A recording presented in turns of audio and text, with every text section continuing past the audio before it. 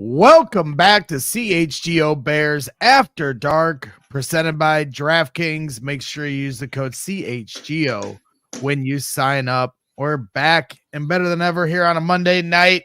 Little special edition of Bears After Dark. We're moving off of some of the normal conversations of off-season dreams and hopes and aspirations, and we're going to talk a little bit about the hopes of two Hall of Fame worthy candidates in Devin Hester and Steve Mongo McMichael, as we're just about a week away from these decisions getting made. And I'm certainly excited as someone as the self-proclaimed biggest Devin Hester fan of all time right here, residing here on this show. And then we have a guy here in Corey Wootton who played with Devin Hester.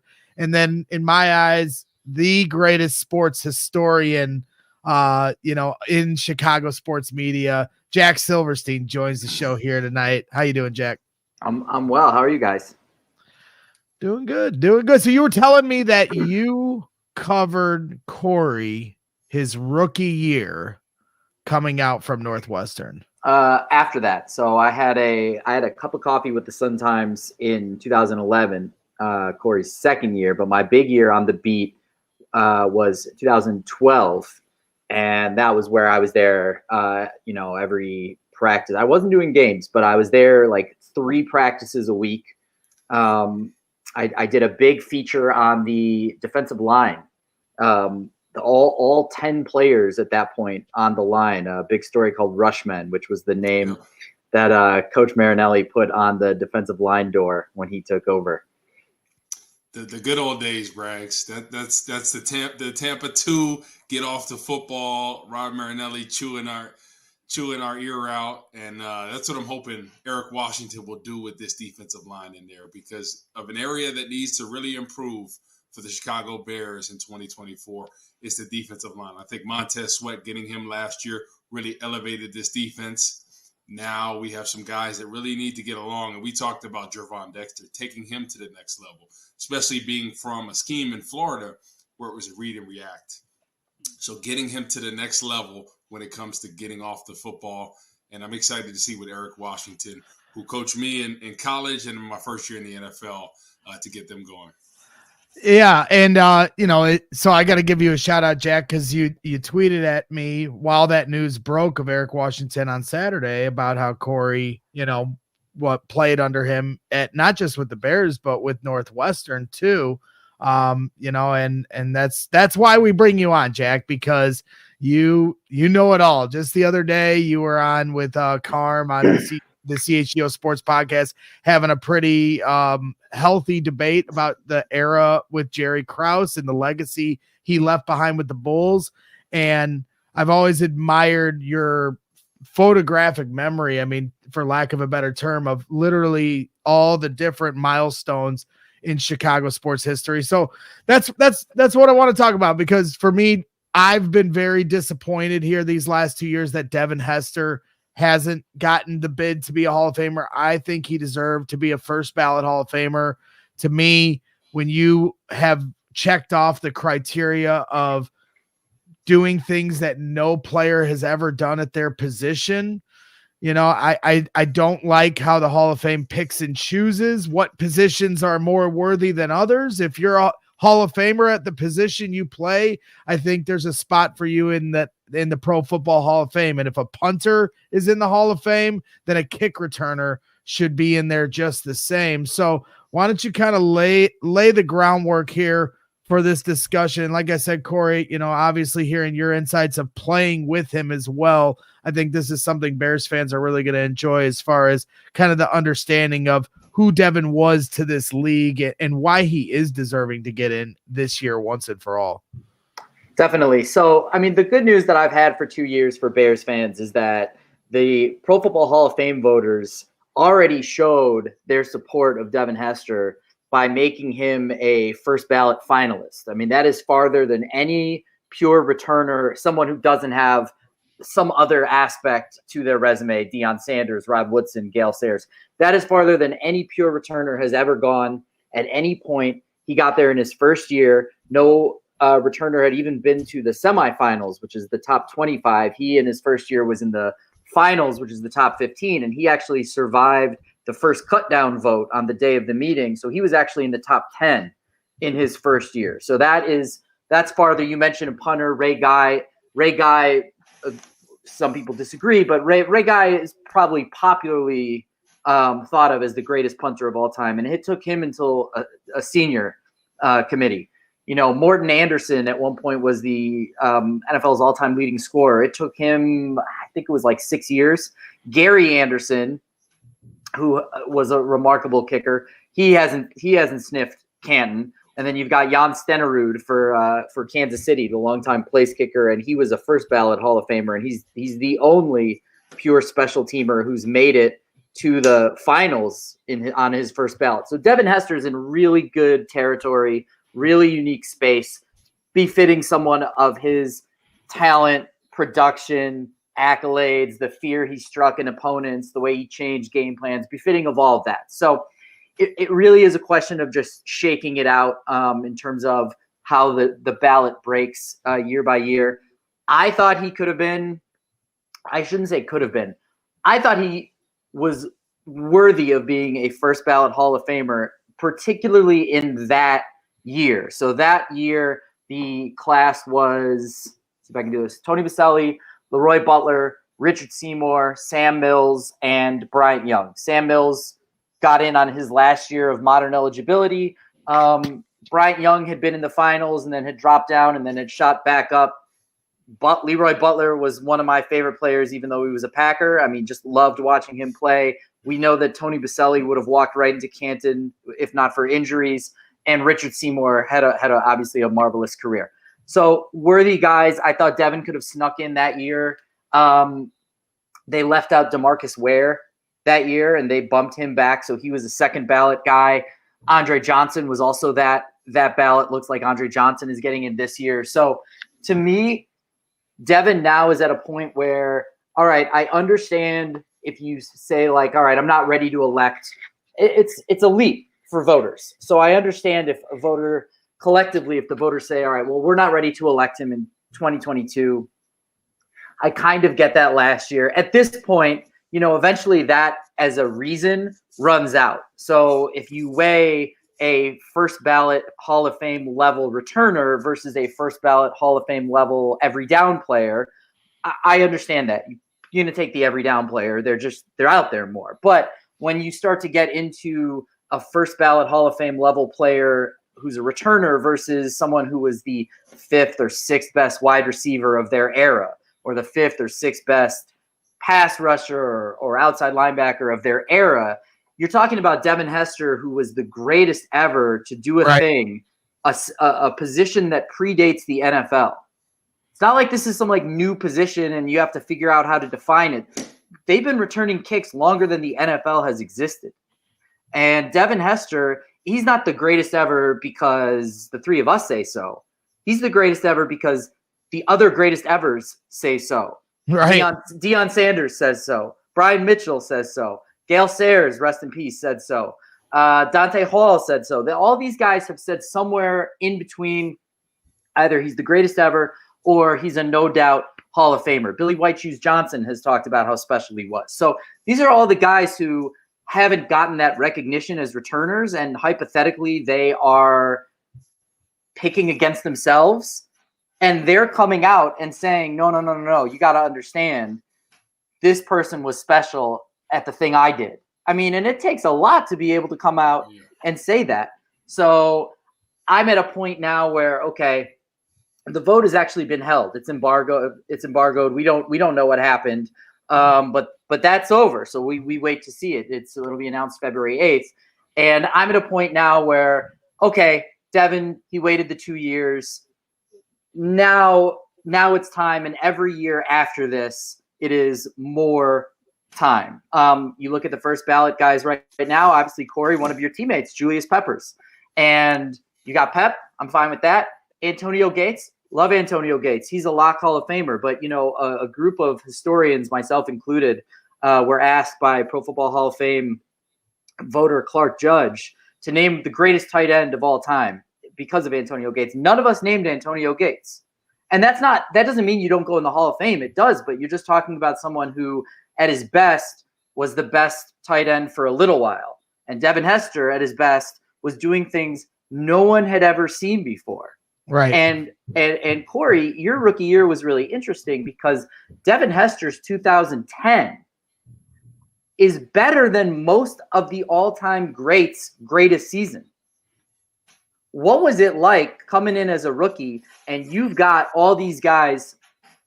I'm trying to remember who it was. It might have been Blake Costanzo who told me in 2012, and he said there's a lot of like special humans on this team. And so I'm curious to know from you, where did Devin sit amongst all these stars? Brian Urlacher, your rookie year, was still a Pro Bowler. Yep. Charles Tillman, Lance in my Briggs. opinion, should have been a Pro Bowler. He was about to be there. Lance Briggs was still a Pro Bowler. Jay Cutler he had just been a Pro Bowler in Denver. You had Johnny Knox, who was like fastest human alive. Peanut Tillman. Obviously, that was Julius's first year. Peanut. Where did you put Devin in 2010 and 2011, where he's got 6 return touchdowns over those 2 years, and he's playing on some very special teams with very special all-time great players? So I'm a little biased from the defensive line, and just based off Julius Peppers being the most freak athlete I've ever seen. And Braggs, I'm a big guy, and Jack, you met me in person. I'm a big guy. Julius Peppers is the same size, if not bigger, but runs a 4.49, 4.5. Like, he is the freakiest athlete I've ever seen in my life. We used to do this pursuit drill, right, where we'd all line up at the 50-yard line. So we line up in our positions: defensive line, linebackers, safeties, and corners. So we take 2 steps forward and then run through the back of the end zone. So Julius Peppers caught all the linebackers, and then he would catch some of the cornerbacks. The only one he didn't catch was Tim Jennings, because Tim Jennings could fly. He was very fast. But it was just so unbelievable seeing a guy that was 6'7", 300 pounds, hawking, guys that are these elite athletes. So I have to have Peppers at number 1 as far as just freakish, like athletic, what he can do. Yeah, that's what I mean. And I think Devin Hester is number 2 to me. Unbelievable, because when you look at it, you look at what his 40 time is. It's good, but it's not one of the best. But his game speed was unbelievable. He never got caught by anybody, and just his ability to read blocks, maneuver on punt return. And a lot of people don't realize I was on punt return 2010, 2011, and 2012 when I was the starter opposite Peppers, because he loved the fact that I could clamp people. So from punt return, you can hold people inside the breastplate, right? And you can hold them there. And as long as you're inside, you could literally hold them as long as you want to. I'd pull them close to me, and they wouldn't get off the line. So a lot of times, Devin Hester, when I became a starter, he was like, "Hey, well, can you be out there? Can you do a couple extra plays for me? Because I know you're one of the best at taking the best cover guy inside off." Wow. So I would do that, and it was unbelievable. Everson Griffin, our rookie year, that game in 2010, the night I got the sack on Favre and he broke the record for punt return, I was going one-on-one on Everson Griffin, and the one play, I clamped him at the line. He didn't move at all, and I just remember them showing that clip. But Devin Hester, what he brought to the table was unbelievable. Like, anytime he touched the ball, he'd go to the house. I remember being in college watching that Super Bowl game, opening kickoff. Took it to the crib. There's nobody that could have the impact that he did. People would not want to kick with him. And Dave Tobe, who's now on Kansas City, he had the perfect play. I don't know, Jack, if you remember this, 2011, or it might have been 2010. We played the Packers. It was 2011. Johnny Knox. Week 3, yeah. Johnny Knox and Devin Hester were both back there. And they knew based on this they weren't going to kick it to Devin Hester. So Devin Hester goes over there, does like a fair catch, acts like he's going to catch it. Ball goes to Johnny Knox. Johnny Knox takes it to the house. We have a phantom holding call. The worst call ever. Terrible. Exactly. But that's just the impact that he had, and such a good person, such a good teammate. And the thing people don't remember about that trick play when Johnny Knox took it to the house, the thing that I always remember is Devin Hester met him at the goal line. You know, like the entire play was on the other side, and Devin didn't have to finish the play. He finished the play all the way to the goal line and almost beat Johnny Knox to the end zone. And so, yeah, I have very fond memories, obviously, of those seasons. And to your point, 2010 being any kick returner's best season would have been Hester's third best season as a returner. And so certainly he was a few kick returns short of being able to qualify for kick return average. But if he had those and they had taken some away, and so he wasn't returning kicks as often early in the season because Danielle Manning was. If he had those, he would have led the NFL in kick return average and punt return average. He was over 35 on kick and he was over 17 on punt. So to break this up, you know, everybody's been talking about, you know, the WWE and the Royal Rumble here, and coming out the gate is, you know, my nemesis and the biggest Devin Hester hater known to man. That is Mark Carman. The evil Mark Carman comes running out the tunnel like Doink the Clown, who's coming here to antagonize us and tell us why Devin Hester is worthless and doesn't belong in the Hall of Fame. Welcome, Mark Carman. Yeah, you know, there was guys. First off, thank you so much for that fine intro, Greg, and misrepresenting me in an incredible way. The heel.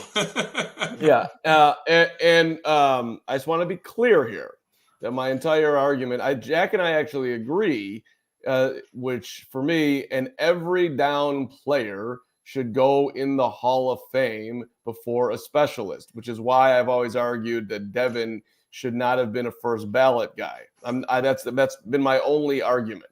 I'm not saying he shouldn't be in the Hall of Fame, but to be the heel that Greg is asking me to be, I have pulled up some stats here, team. And he's getting the bifocals on. Yeah.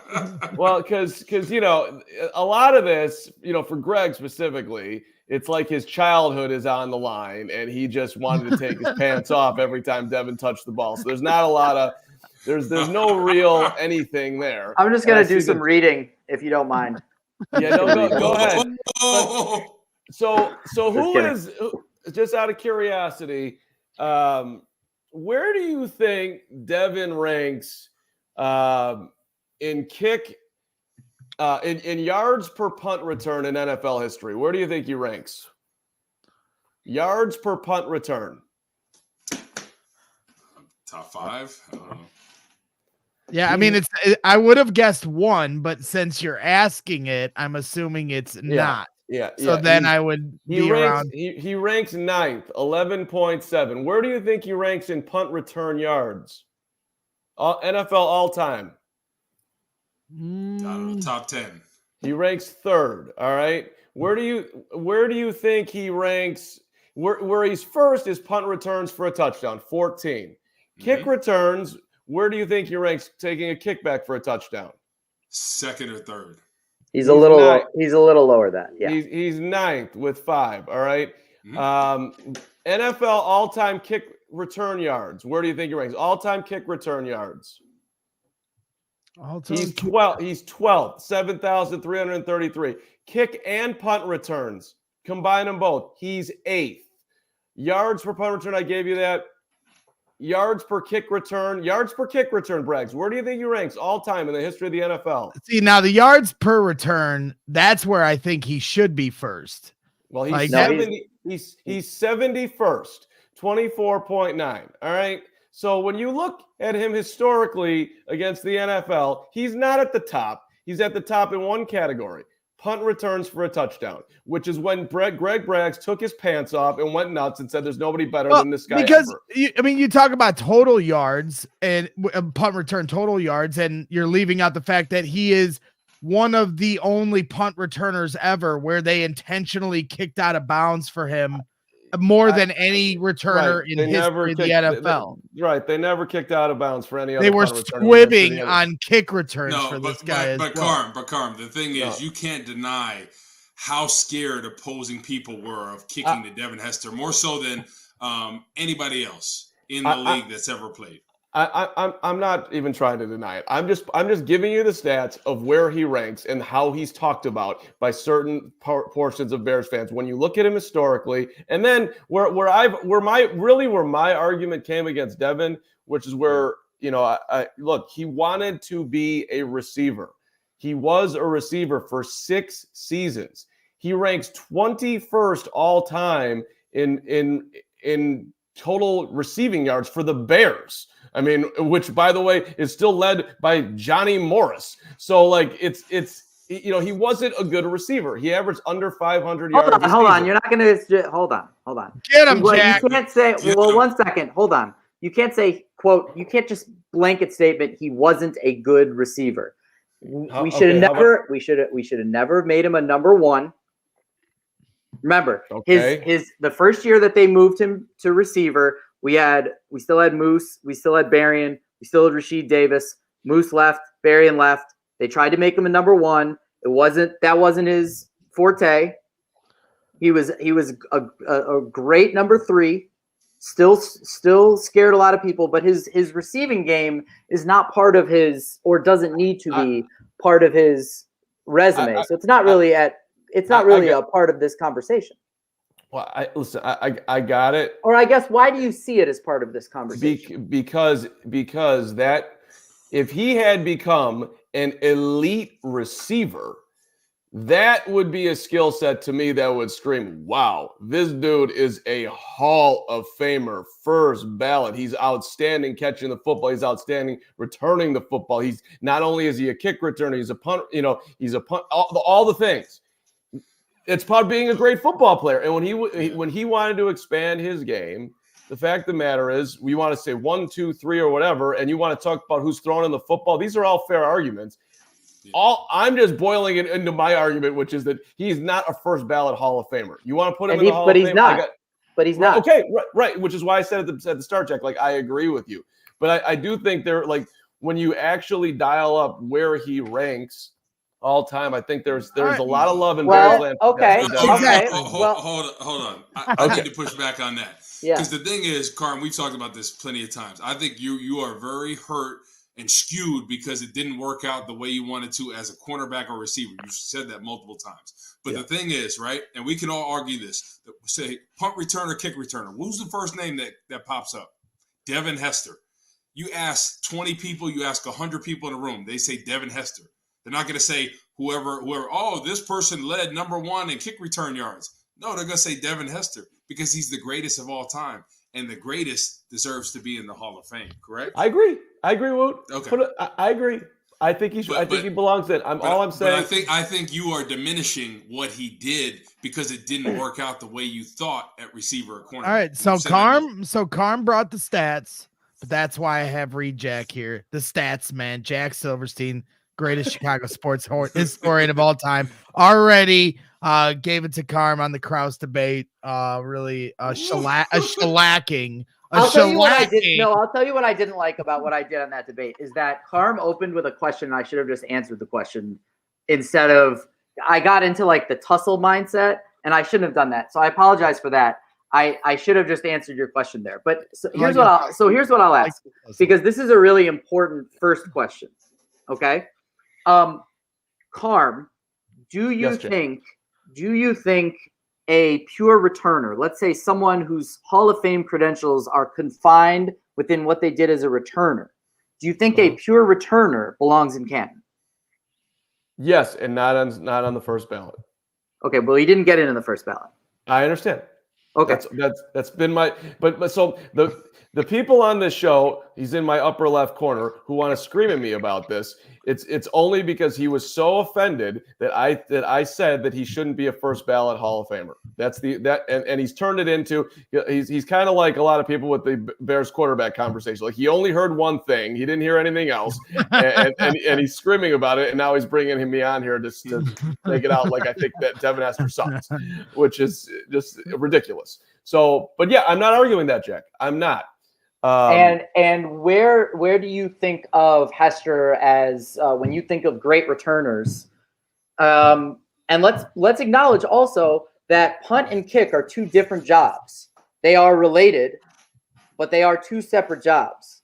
And that is why you see things like some of the guys who have 8 kick return touchdowns, like Leon Washington, or 8 punt return touchdowns, like Rick Upchurch, have 0 of the other. Devin Hester. Devin Hester, I love Cordero Patterson, and I think he should get more credit in these conversations for what he did in coverage. He was all pro as a kick returner and in coverage in the same year. But Cordero Patterson, okay, doesn't return punts. Devin Hester has more punt return touchdowns than Cordero Patterson has punt return yards. Right, but no one's talking about Cordero Patterson in the Hall of Fame. Yet he's a better kickoff returner than Devin. But not he is not returner. Better kickoff returner. He is is better numbers. That doesn't mean he's better. He's more opportunity. Like, people did not kick to Devin Hester. Right. How many times did they squib to Cordero Patterson? I love, you know what play I had forgotten about, and I pulled it up that I absolutely loved. So this was Bears Cowboys Monday Night Football Week 3, 2007. So this is the 3rd game of Hester's 2nd season. And the Cowboys kicked the opening kickoff out of bounds and gave him the 40. And John Madden is just sitting there on the call complimenting the coaching decision. This isn't punting out of bounds. Yeah, no, that's fair. I'll concede the point. You want to say, like, who's more dangerous catching the ball at the goal line on a kickoff, Devin or Cordero Patterson? Fine, Devin, fair. I'm saying strict numbers wise. Strict numbers wise. So if you want more. Okay, so I get it. They're not kicking to him. I get it. I'm conceding the point. Concession. I'm here because Greg asked me to come on. I'm not here to have some huge fight about it. I will say this. If I want to have a huge fight, we'll go back to the Krause argument. So we can do that again. There's one thing that I left out there. But my entire argument is just based on is that he's a specialist. Specialists don't get on the first ballot unless they were like the most insane like if he had the same. Well, he was the most insane specialist. Yeah, but no, he doesn't. I need the records, dude. I need records. I need all of it. I understand that they can strategize it and take you away. Records? And that's what they did. Yeah, I do. Okay. I do. Okay. He's got one. So his record for return touchdowns, 20 touchdowns, and they made it seem as if he broke that record by 1, and in the sense of return touchdowns, he did because Dion had 19. But his special teams record is 7 because he had 20 and Brian Mitchell had 13. They had to start lumping him in with Deion Sanders and Rod Woodson and Rondé Barber, who had defensive touchdowns, to create this different record for Devin Hester. Devin Hester is way far away. It's not just like, oh, he has one record. He is ages ahead, and I've mentioned this before, but I want to make sure that I get the number exactly right. Devin Hester, obviously 20 return touchdowns. Brian Mitchell 13. Career record for passing touchdowns. It's Tom Brady with 649. Drew Brees is second with 571. Tom Brady 649. That's the most passing touchdowns ever. If he was as far ahead of Brees as Hester is of Brian Mitchell, Tom Brady would have thrown for 878 passing touchdowns. So he's not just like a little bit ahead. Okay. All right. He's all the way ahead. Okay. Yeah, he was all decade twice, once on kick return and once on punt return. Let me flip it around. He was all decade twice, once on kick return and once on punt return. Let me flip it around on you, Jack. To ask you a question. Do you think the NFL voters got it wrong not putting him in on the first ballot?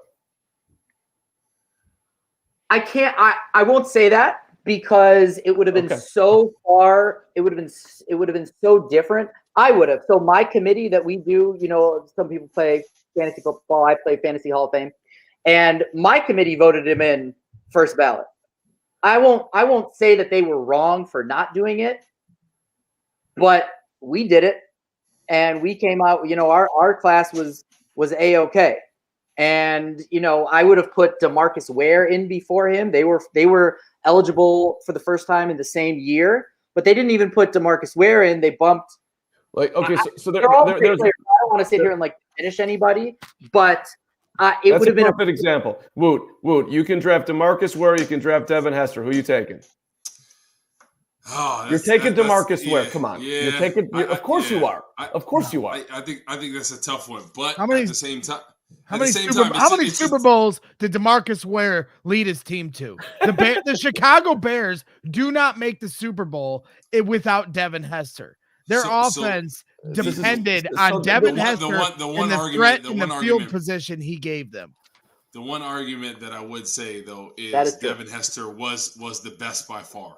And it wasn't like he was a punter. Like, punter is not a sexy position. I'm just sorry. That's not – right? A returner, that's something that makes it a huge impact. Like, literally, you could have a punter out there that maybe does well or not. Like, the margin is not as big as a huge returner. So I think Devin Hester, just the impact that he had was unbelievable. And it's the first thing you think of when you think of kick return. Greatest of all time kick return, Devin Hester. Nobody even bats an eye about anything. Right? I said, well, as a kick returner, I like Cordella Patterson or I like Leon Washington. No. They say Devin Hester is the GOAT of it. So he made kick returning cool. Like he did. Like people had his jersey for what he did as a kick returner. Right? He was probably one of the Bears' best-selling jerseys because of that. There was people. Yeah. Yeah, I listen. His jersey was best selling because he was super electric to watch. Kick returning's always been cool.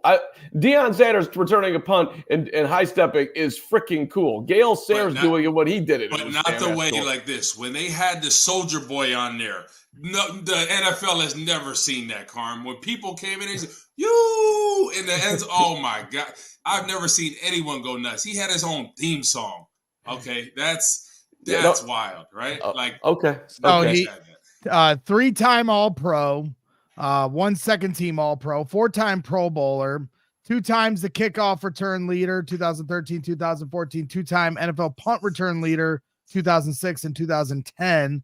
Like Jack said, decades team for 2000s and the 2010s. Not many players are in 2 different decades. Devin was.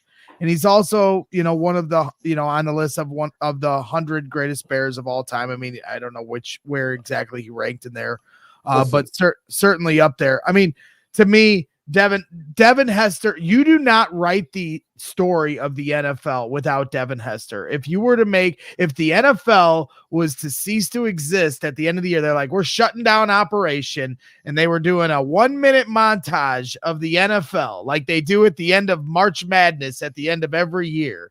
The montage of the NFL would start with Devin Hester returning the opening kickoff of the Super Bowl for a touchdown. The first time that had ever happened in history and the only time that will ever happen in history. Devin Hester is history. Everything he did was making history. Mark Carman, and your slander is not acceptable, and that's why I brought you on this show to yell at you about it. I appreciate it. Let me just say one thing before I go. Hey, and it's not about Devin Hester, if I may. And Wood, I apologize for doing this. But Jack, I get one thing off my chest.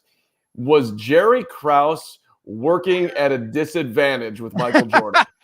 He's sliding in the last Krause pot. I got to get this in here. Was Jerry Krause working at a disadvantage with Michael Jordan? My answer would be yes, but I'd be curious to know what you mean by disadvantage. But yeah, my answer would be yes. What was the disadvantage? MJ didn't trust him. That would be one. MJ also felt whose fault was rightly that? So. All right, that was Jerry Krause's fault. All right. We're going to bring you two back on for another CHGO Sports podcast to argue about the Bulls because your Bulls argument. I gotta go. But let me just say this. Isn't this the Bears one? Isn't this the Bears show? I know.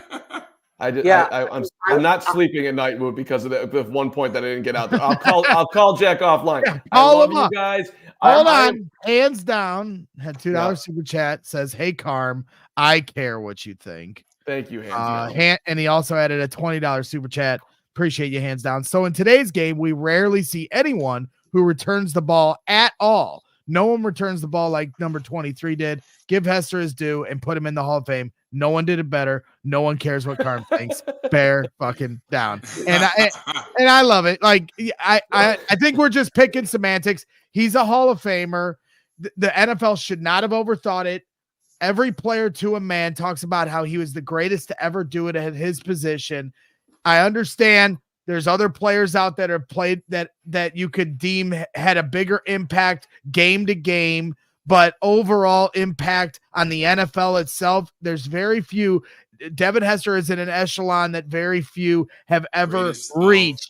Greatest. He's the GOAT. You do not get to put the GOAT moniker next to very many names, and Devin Hester is the GOAT. So another big stat is I would say the three most important return categories are touchdowns, yards, and average. Mm-hmm. Any objections? No. Devin Hester and Cordell Patterson have the most combined times leading the NFL in one of those three categories, but Patterson's are all kick return. Yeah, so that would be another one. Devin Hester's return touchdowns per return. Devin Hester's touchdowns in season. It's not just like it's like a longevity thing. So Hester, do you know what the most special teams touchdowns in a season is? I do not. So it's Devin Hester with 6. He did it twice. Second place has 4. Right. But Devin Hester had 13 touchdowns in his first 2 years, and it took him how many returns, Jack, in the first 2 years to get to break the record where Brian Mitchell had like 10,000 more returns to get to the same point. Like that's what I'm trying to talk about. Like the gap, it's like Wayne Gretzky. Like what he accomplished. How many? Hey, Brad. What I would say. So I think the important point here, though, is that you can't. I reject what you did earlier. You can't reduce him to one number or one stat, because or just the career listings. There are a number of ways to break down somebo's career numbers. Hey, look, you're 100% right. You can't just do that one. You're 100% right, and I'm not here to praise stat collectors. However, since Braggs just did that, how many more yards combined, kick and punt returns, do you think Brian Mitchell had? Brian Mitchell is second only to Jerry Rice for career yardage. Well, and how many? I'm just kick and punt return yards, Braggs. How many more thousands of yards do you think Brian Mitchell had on that category versus Devin?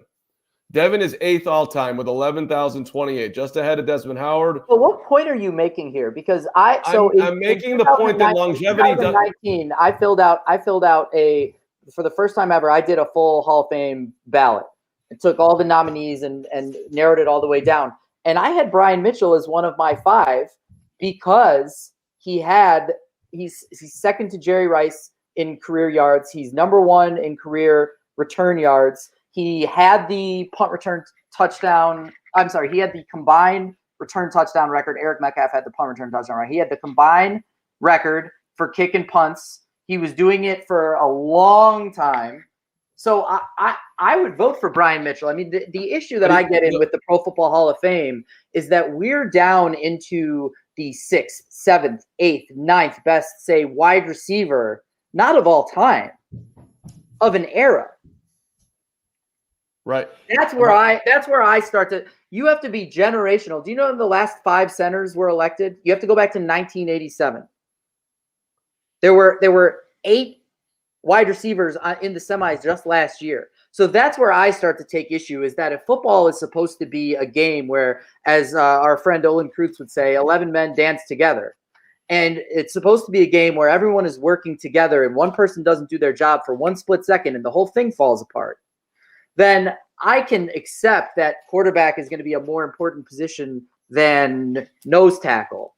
But I can't accept that the 10th best quarterback in his era belongs in the Hall of Fame ahead of the first or second best nose tackle of all time, or a returner, or a best fullback. Where's Lorenzo Neal?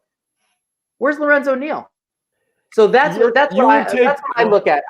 Okay, I would take it in the Hall of Fame. Would I draft if I was starting my team? Would I draft Reggie Wayne over Devin Hester? I don't know. Maybe not. Would I put Devin Hester in the Hall of Fame over Reggie Wayne, over Jared Allen, over not Patrick Willis? I thought he was great, but I don't mean to like knock anybody. And who am I to do that? Because I'm not a football player. What I'm saying is that the Hall there should be a certain level of respect for the importance of all of these positions and all these players. And Corey, I'd love to hear from you. Correct me if I'm wrong, but I think that when you're talking about Devin Hester is the greatest ever at a thing, and some of these other guys are the 6th, 7th, 8th greatest in their era, that's where I would say, yes, go for it, Hester. So once again, I'm sorry, I asked Corey 1 second. I asked Corey a question, and I agree with that. I think the Hall of Fame, to me, sometimes I really don't agree with some of the decision making. The fact that Terrell Owens did not make a first ballot Hall of Fame, that's ridiculous. He's second all time, one of the all time greats. And then hold on, you look at certain guys that have gotten in the Hall of Fame, right? You look at Kurt Warner. His story is amazing, but stats and the way he played, he does not deserve to be in the Hall of Fame. Just like Terrell Davis. I'm sorry. His numbers do not add up to the impact. He had 2 great seasons. Other than that, you look at the numbers and you're kind of like certain people. Then you can make an argument for Matt Forte. Why is he not in the Hall of Fame? Right?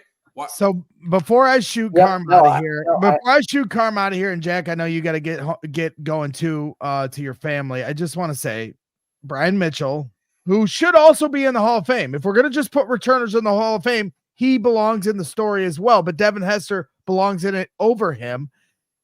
Brian Mitchell only was All-Pro 1 time. Devin Hester was an All-Pro 3 times. Brian Mitchell in 2002, in his 12th year in the league, returned his 13th kick for a touchdown. Devin Hester had 6 his first year, 6 his second year, and that doesn't include the Super Bowl touchdown, which I do include. That's 13 in his first 2 years. Devin Hester accomplished something that Brian Mitchell, who before Devin was around was widely viewed as the greatest returner of all time. He accomplished what the greatest returner of all time did in 12 years, he did in 2 years. That is Wayne Gretzky like, to be able to match someone's entire career in 2 years. That I'm sorry, it's just so unprecedented what he did that he should be in the Hall of Fame for that. That's all I wanted to say. I'm sorry, Mark, that we had to beat you down 3-on-1.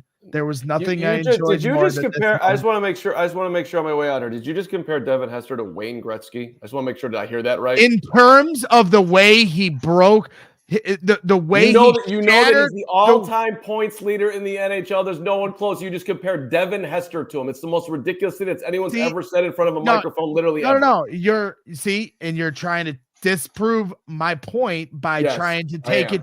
I'm not saying he's Wayne Gretzky. I'm saying the way he shattered the records at his position are similar. Yes, to take Brian Mitchell and his return touchdowns in a 12-year career and do that in 2 years has never happened and will never happen again in the history of the NFL. Wayne Gretzky is the GOAT, and Devin Hester is also the GOAT. I mean, football is just different because of positional, like, he's not the quarterback. We understand this. Nobody's saying that he's more important than Joe Montana to the NFL. I'm talking specific to his position and the way he shattered the records. That's like Randy Moss, Wayne Gretzky, Jerry Rice. Like, only those guys could take their position and shatter records that will never be touched again. Never be touched. Yeah. Nobody is going to have 12 return touchdowns in a 2-year span. Ever, Carm. Ever. It will never happen again. So okay, I'm glad that you can see the future to the level that you can. It's really amazing. It's your newest quality. It's never gonna happen again. Okay, it's not certainly in your lifetime. That's not your clock's ticking, old man River. Now, but yeah, like, don't you guys agree? Like the Hall of Fame, some of the people that get in, like I'm looking at Terrell Davis' stats right now, right? He had 4 good seasons and then fell off the face of the earth, and he got in the Hall of Fame. Terrell Davis is a great argument. I'm still taking a guy. If it's me, I'm taking a Super Bowl winning quarterback, Kurt Warner, over a guy like Devin Hester. And I mean, come on. But if you look at Kurt Warner's stats, like it doesn't even add up. Like when you look at like all-time greats, he's not even close in numbers, right? I agree with some good seasons. I agree with you, Corey, and I think, Carm, to your point there. So I would put Kurt Warner in the Hall of Fame, but I thought he was going to make a great senior candidate. I was shocked at the way that they it's a great story. It's a great story. If he didn't have that story, I don't think he'd be in. The fact that he was bagging groceries to what he is, I think. Carm, I would say that the argument that you made earlier about Hester, where you came in and you were just reading career numbers, you can do the same thing with Kurt Warner and Terrell Davis. I think that, of course. And I mean, Warner, look, he had a 100-game career, and I'm not prepared to. I'm just talking about, in the moment. Am I going to take a guy who was a quarterback on a Super Bowl winning team and greatest show on turf, the whole thing? I mean, his legacy is a very unique one. But regardless of any of that, I really appreciate the opportunity to have this very level-headed discussion. Before you go, there is some housekeeping because you and Corey both have. It's driving me crazy. Both of you have a picture behind you where it's tilted. It's not level. Both of you two. Maybe their seats aren't level.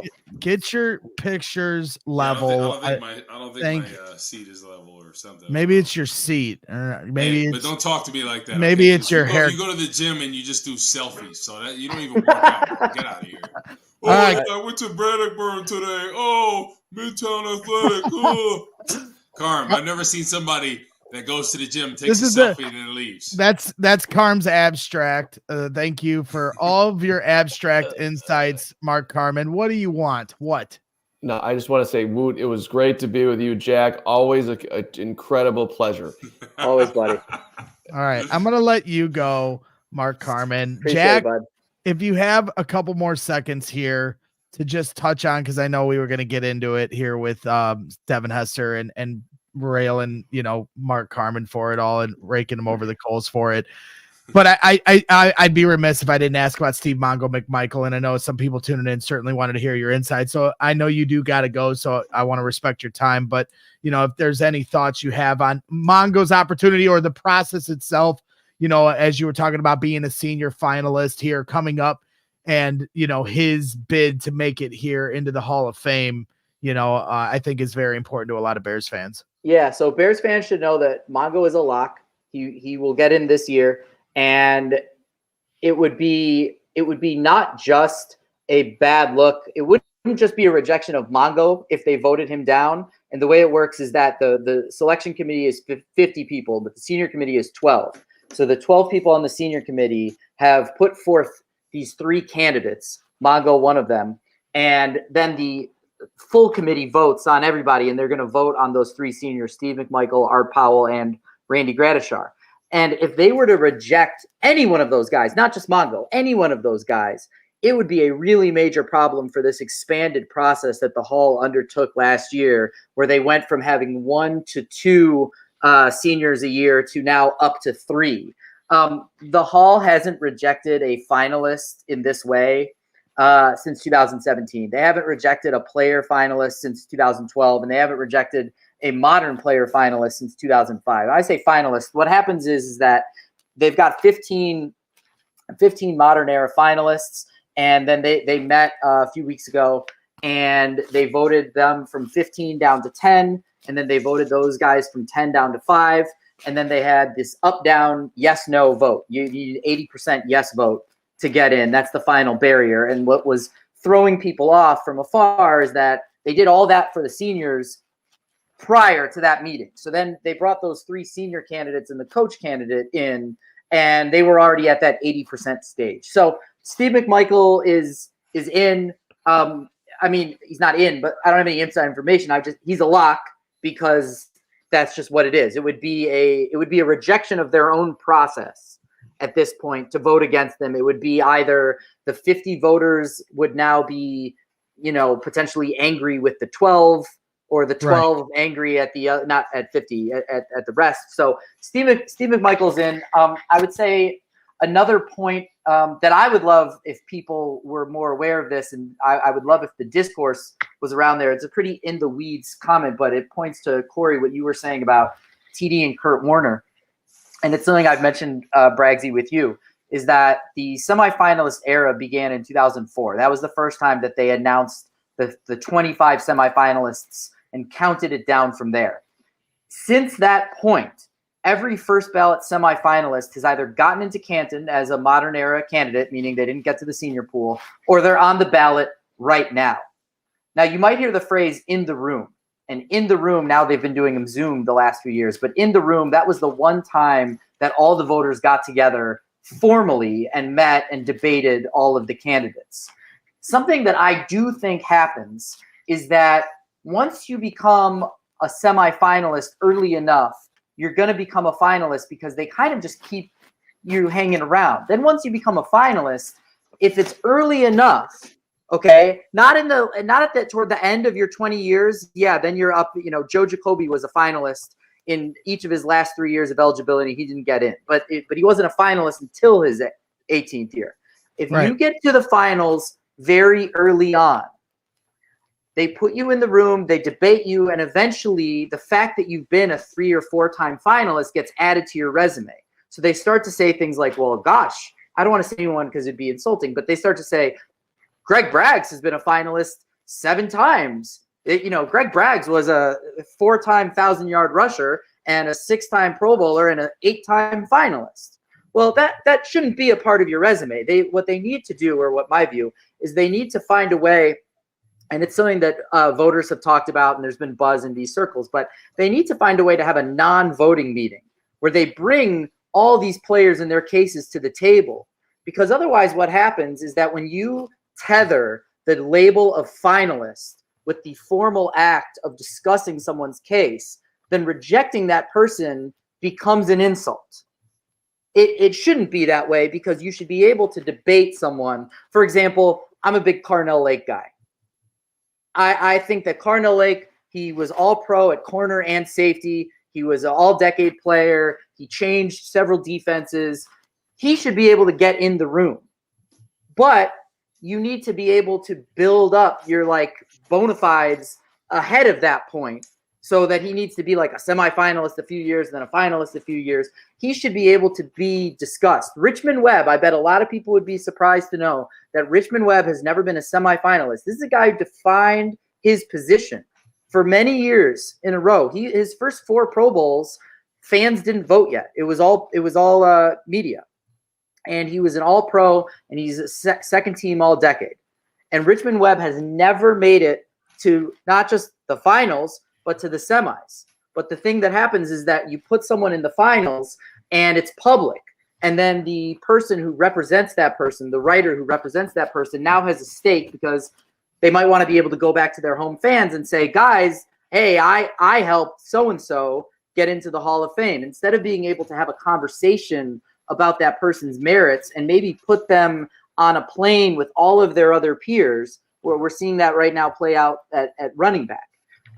Instead of being able to talk about all these 90s and early 2000s running backs all together, and so you look at them side by side and you decide, are we going to put someone in now, or are we just going to wait for Adrian Peterson and then Frank Gore and Marshawn Lynch? Are we going to do that, or is someone here able to differentiate themselves? Well, you don't find out until they're in the room, but being in the room becomes an honor unto itself. So that would be my sticking point with the Hall, is that they need to find, and I'm not unique in saying this, there are voters who have said this, but they need to find a way to have a non-voting meeting where they bring more names and more cases into the process, where you can debate them without having to then go back to your home market and say, so-and-so, Greg Braggs was a finalist and we all decided he's not good enough.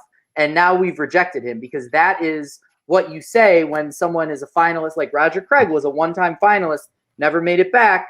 And It's like, he's out. I mean, hopefully he'll get in as a senior, but that to me is the big problem. And where this ties into what Corey said is that they put Terrell Davis and Kurt Warner into those slots in their first years. So Terrell Davis was a first ballot semifinalist. He had the longest wait, 11 years, but he got there. Every year he was a semifinalist. They never sent him back. Eventually they put him in the finals, and they put him in the finals. People were like, well, he's a 9-time semifinalist, gang. Like, he couldn't have been all. And Kurt Warner, they put him right up. It's something they do with quarterbacks. Since Bob Greasy was elected in 1990, every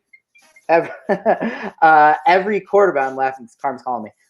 Every quarterback who's been elected has gone in on the first ballot or not gone in at all, with the exception of Kurt Warner, who was third ballot. But for the shortness of his career, that was basically like being first ballot.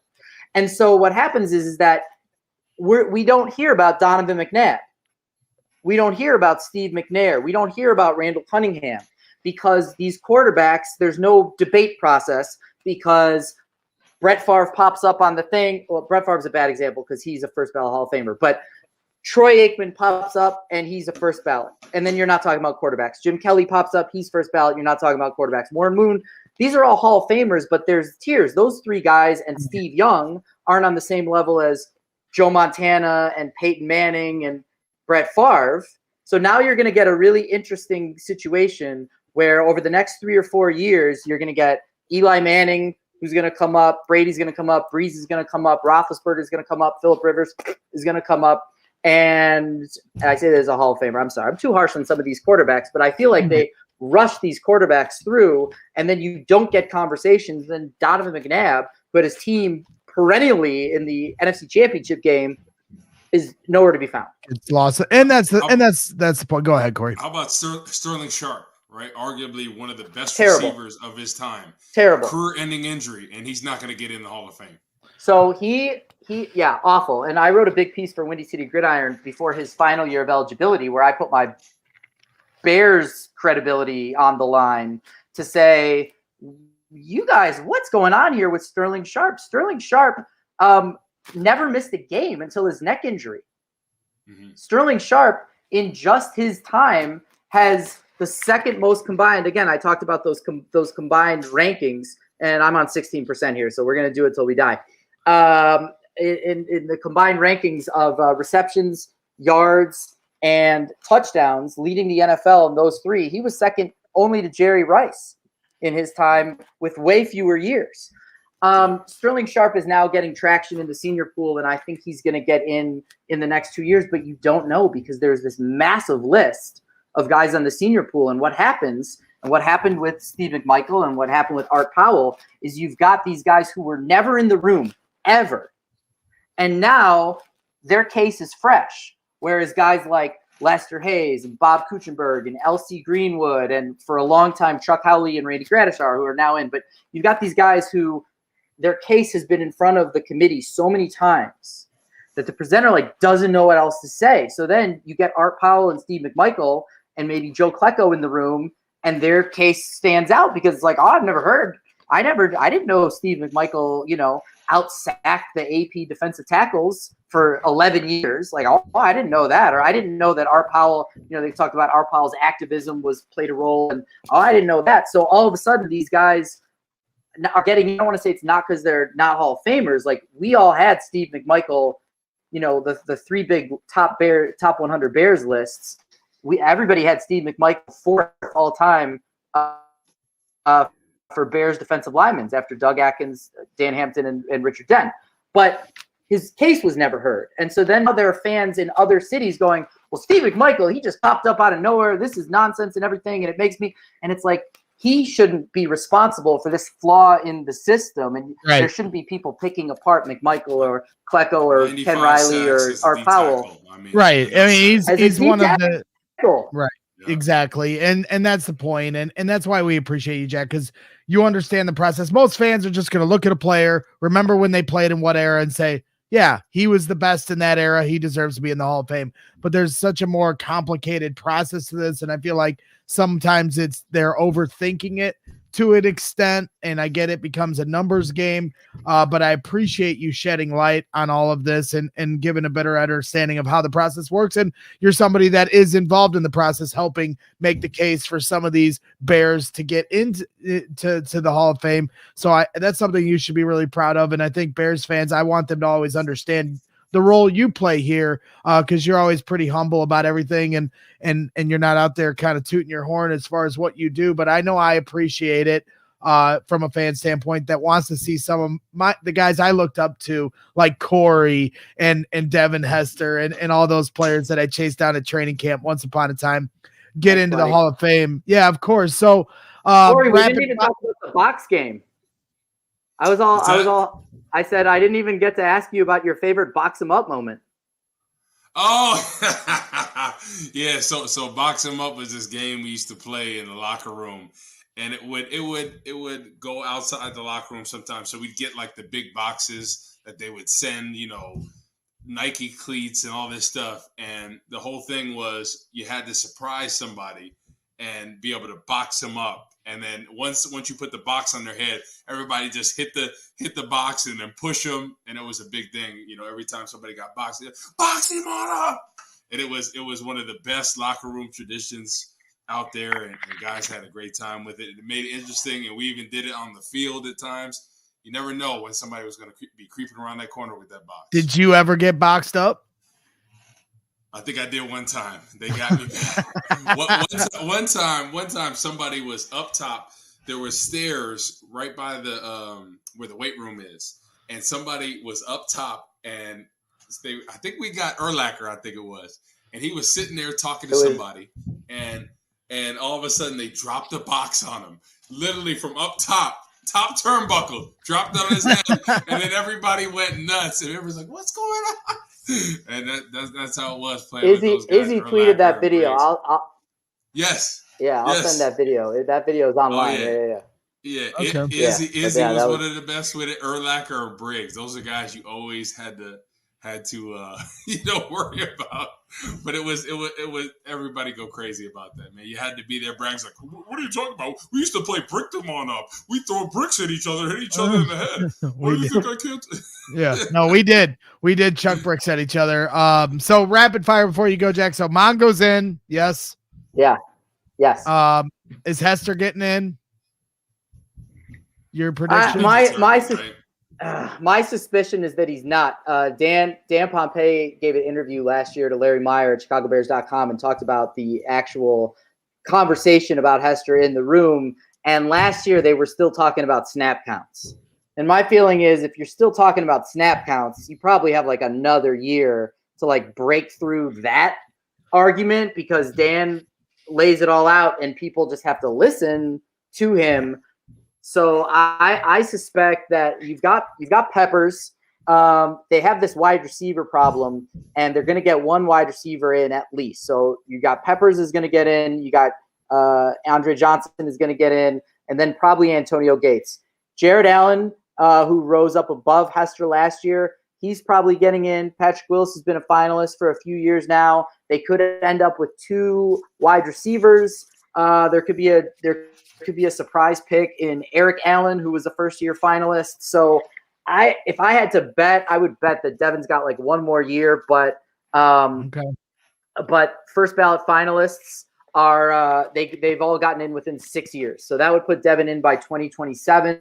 So I wrote that piece in Windy City Gridiron at the time, and just to kind of like help temper expectations. But yeah, at this point, there should be no more waiting, and this is a really good year for him to get in, because you are going to have all those QBs starting next year, where it's going to get a little bit. They're going to like suck a lot of the oxygen out of all the conversations. The big thing that Hester has is that he doesn't have some other returner who he's waiting for or wait against. So that's really good. I suspect it's not going to happen this year, but fingers crossed.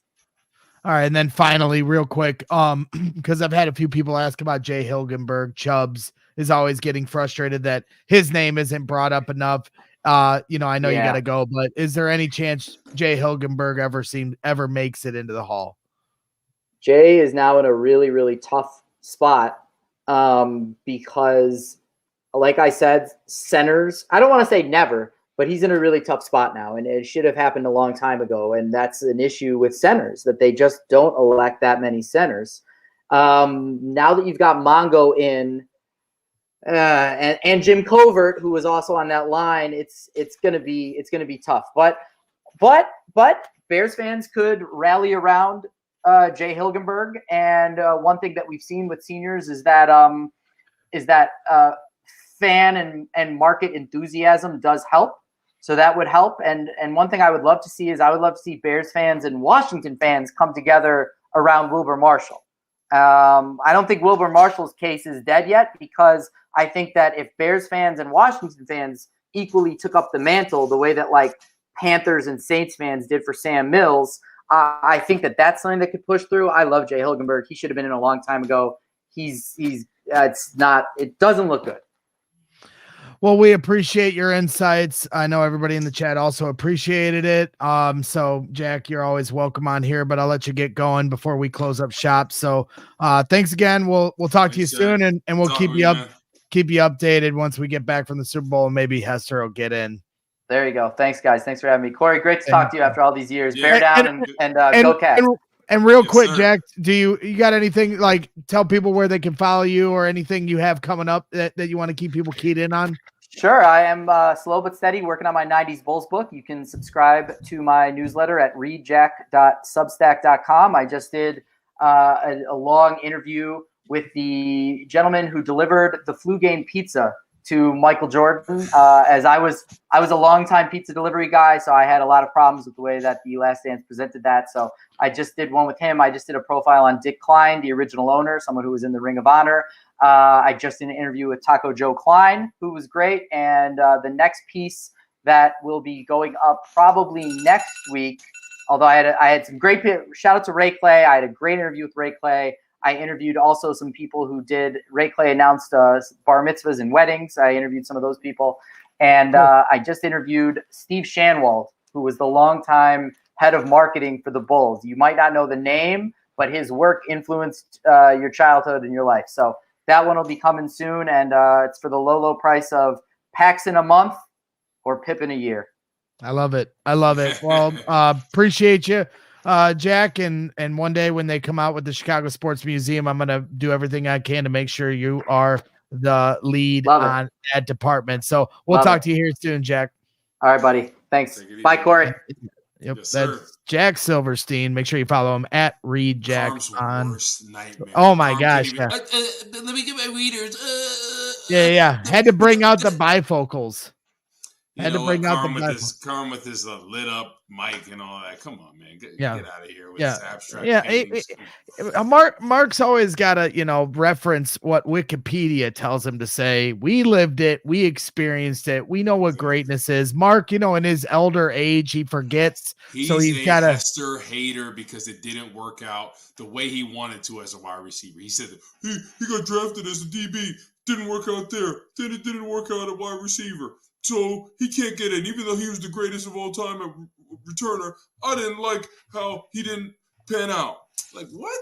Yeah, dude, they found out everybody has a role on the team. Like, you can. And so Brian Urlacher was kind of given the business too, because he was of this mindset where they both acknowledge his greatness, but they're both like, oh, he didn't deserve to be first ballot. Whatever. I'll pick nits with that all day because I do believe he deserved to be first ballot. He was that special to this sport that we all love.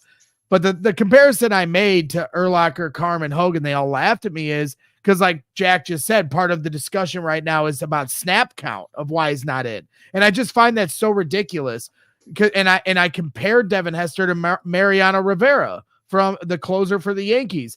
Did he have as many innings pitched as Greg Maddux? No. Was he the greatest to ever do it as a closer? Yes. So I don't care what his role is as far as how many innings he pitched.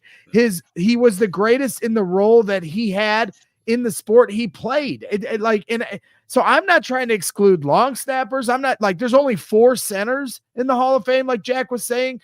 Every position deserves consideration to be in the Hall, especially when you are the greatest to ever do it at your position. And that's to me where I think we're overthinking this a bit. And so, like, Carm can't understand the reasoning of me trying to compare. I'm not saying he had the impact Wayne Gretzky had on hockey, but what I'm saying is when you are able to take records and shatter them in such a short span, when it takes other people an entire career, a 12-year career, to build up the same stats, that's unprecedented. Yeah. And it won't ever be seen again. It's not about seeing the future. It's the truth, especially with the way the rules have changed on returns here nowadays. So we got to pay the bills before we get going. This is actually, I think, our longest CHGO Bears After Dark of the year, and it had nothing to do with the quarterback, ladies and gentlemen. We just talked about the good old days of Devin Hester, Steve Mongo, McMichael, and some of the all-time Bears greats getting in here. So it's been a nice, fun, and refreshing conversation, a little change of pace here in the offseason. But want to give a shout-out to our guys over at DraftKings. Make sure you use the code CHGO when you sign up. Looking for a super offer for Super Bowl 58? DraftKings Sportsbook has you covered. New customers can bet on the big game and turn $5 into $200 instantly in bonus bets. Download the DraftKings Sportsbook app now and use code CHGO. New customers can bet $5 once again to get $200 instantly in bonus bets only on DraftKings Sportsbook, an official sports betting partner of Super Bowl 58 with code CHGO. The crown is yours. Gambling problem? Call 1-800-GAMBLER, or in West Virginia, call www.1800gambler.net. In New York, call 877-8-HOPE-NY or text HOPE-NY. In Connecticut, help is available for gambling problem. For problem gambling, call 888-789-7777 or visit ccpg.org. Please play responsibly on behalf of Boot Hill Casino and Resort. 21 or over. Age varies by jurisdiction. Void in Ontario. Bonus bets expire 168 hours after issuance. See dkng.com/football for eligibility and deposit restriction terms and responsible gaming resources. Once again, use the code CHGO for DraftKings Sportsbook. We appreciate you. So there it is, ladies and gentlemen. Another CHGO Bears After Dark successfully executed without talking about the quarterback position. It's not an easy thing to do nowadays, Woot, when we're talking about, everything of the offseason. Can I just say one thing? We didn't talk about the quarterback today, and we're not going to.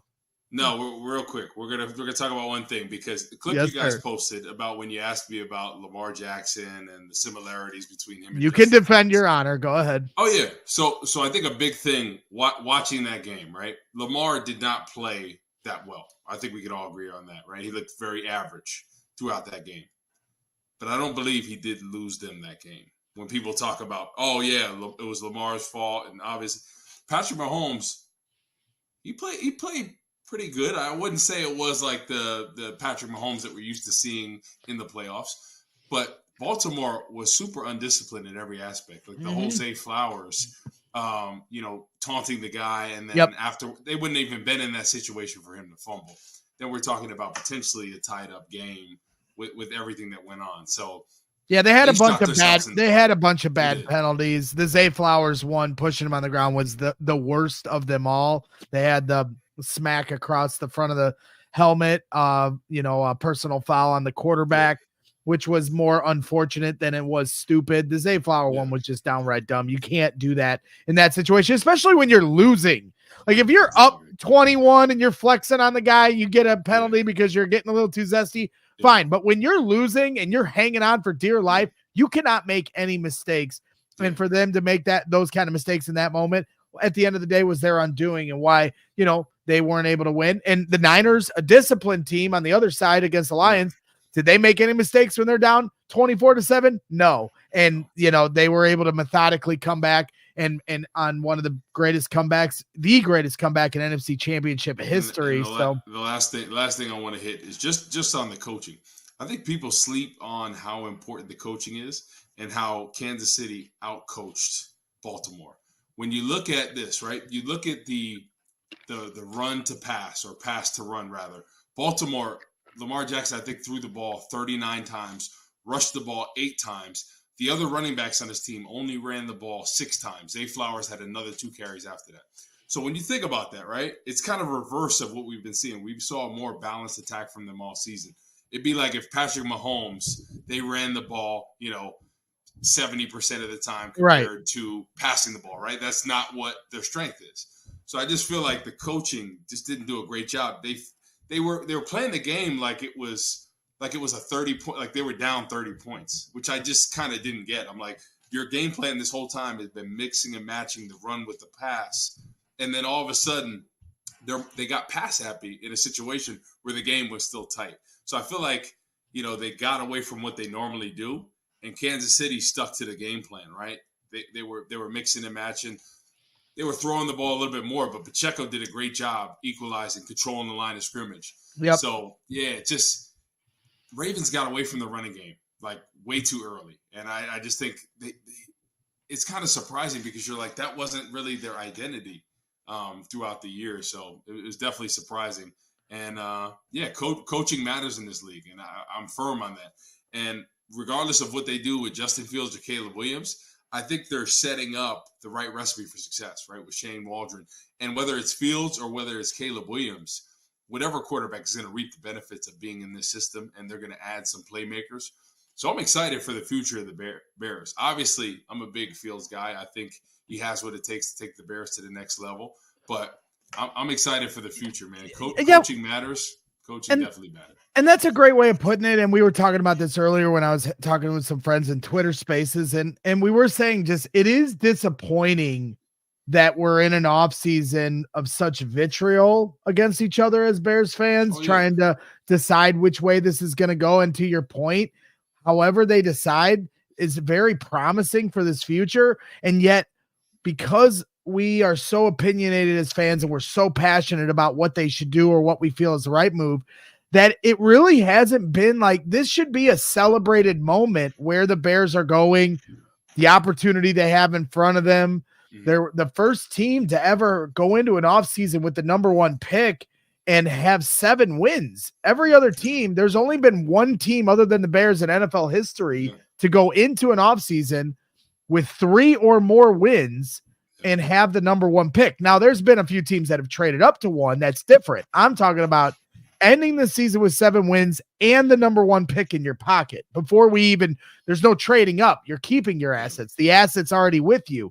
And so that's unprecedented where we are right now for this franchise. And they are on a trajectory up. They obviously have this big decision looming, and it is unfortunate that we've kind of gotten to a point where lines are drawn in the sand, and it's, me and you, we've had fun with it, the flip-flopping and all that stuff, but I think fans have gone a little, I think we're starting, it has gone a little too far at times, but at the end of the day, fan is short for fanatic, so you're going to have last thing I'll hit you before we get out of here is the fact that literally we've seen quarterbacks that are arguably the greatest of all time look not great in situations, right? We've seen Tom Brady twice, 07 and 11, look like a very average to below average quarterback both times against the Giants, right? We've seen Aaron Rodgers, who I think when it comes to greatest of all time talent-wise, the most talented quarterback we've ever seen. Obviously, Patrick Mahomes might be throwing him on that. But I think Aaron Rodgers at times has looked very average. And that's what a good game plan and scheme can do against great quarterbacks. So people just look through the lens of Lamar didn't play well and this running quarterback style doesn't work. But you just got to have all the factors, right? Kansas City had a great game plan. They played well, right? Baltimore did not. So obviously Lamar did not play well, but there's a lot of factors that go into it. Just like Tom Brady when he didn't, just like Aaron Rodgers. It doesn't make them not great. It's just of course that day not. They didn't have it. But no. I just think a lot of people get very critical about one game or situation where sometimes it's over just that quarterback.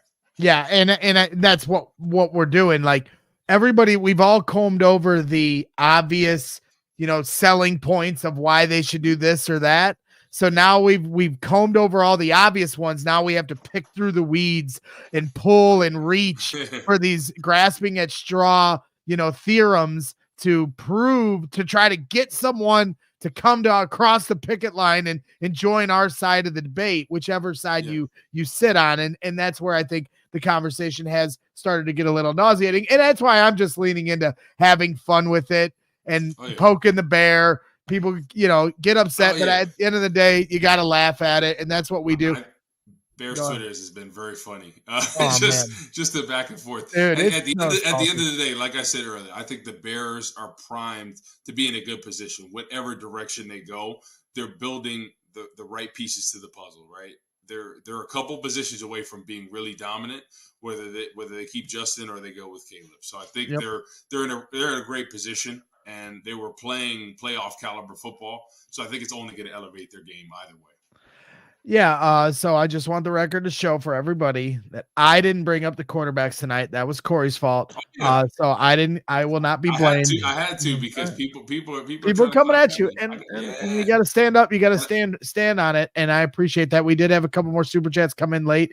Hands down, once again, another super chat here tonight. He's brought in a few, and we appreciate that. Wow. $4.99 says, "Hey Woot, I'm vouching for Braggs. I witnessed him working out live in our Die Hard Overtime post-game show in Discord.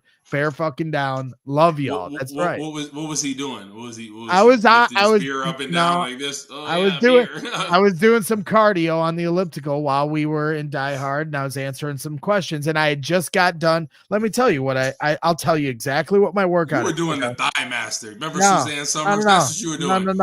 No. Today was chest, delts, and core. And it was a high day because I do high-low. And so I had chest press machine 3 times at 20, DB lateral raises 3 of 12 reps, bent over reverse flies 3 of 8, shoulder press 2 of 10, rope push down 3 of 20, and weighted crunch 2 of 20. And then I did an hour of cardio, and then I did 20 minutes in the sauna. Okay. Wow. So I'm moving. By the summer, like, you make fun of these pythons, and we've come up with this new nickname. Like, I was trying to say the new nickname of this show should be Spaghetti and Meatball, because my daughter, me and my 5-year-old daughter Addison, who you can't smack talk Addie. We came up with the nickname for you, Spaghetti Arm Wootton, because your arms could be bigger, Woot. I know you flex on us, and it's impressive, but you saw the picture. Come on, man. I mean, we've seen the pythons. We've seen the pythons. Ain't no Photoshop. This is real life, okay? Over here, rolling on 23s or 24s, and I'm not talking about rims. I'll tell you that. If you become a diehard, you can hang out with us on Die Hard Overtimes after every show. One more from Butthead, $10 super chat, catching the end, but here's a little something. Love you guys. Appreciate the little love here. Love it, bro. Yeah. Yeah, exactly. So that'll wrap things up for tonight. By far and away, our longest After Dark we've ever done. That's right. So Spaghetti and Meatball holding it down here for an hour and a half, talking Hall of Fame hopes. I'm really hoping Devin Hester gets in. We're going to be at Super Bowl Media Week down in Vegas, over in Vegas here next week. Super excited for it. So make sure you hit the like button on your way out. We'll be back. I'll have to talk to Woot down the road next week. If we do After Dark, it'll probably be some point in the middle of the week while we're, on Vegas. Radio Row in the media. So we'll make things work. So Woot, appreciate all your time here tonight. Once again, everybody hit the like button if you haven't already. Subscribe on your way out, and we'll see you here next week. And always bear down. We